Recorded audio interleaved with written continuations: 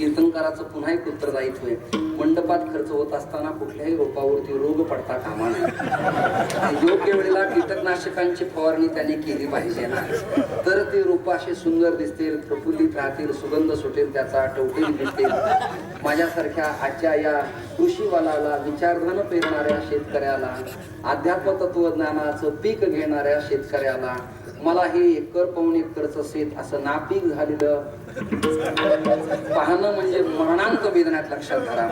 यांना कणसं आले पाहिजेत, यांना दाणे भरले पाहिजेत, त्यांच्या पाकळ्या फुलल्या पाहिजेत, यांचा स्त्रीकेशर कुकेशर सुगंधित झाला पाहिजे आणि यात मकरंद चाखायला महाराष्ट्रातले भ्रमर आले पाहिजेत. असं या गावाचं कौतुक व्हावं अशी माझी. वाजवा, आपणच वाजवायचं.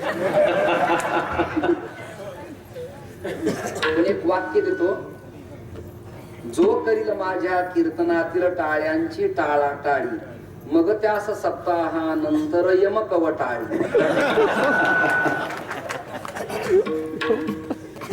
याकरिता कृपया करू नका कीर्तनातील भजनातील टाळ्यांची टाळाटाळी.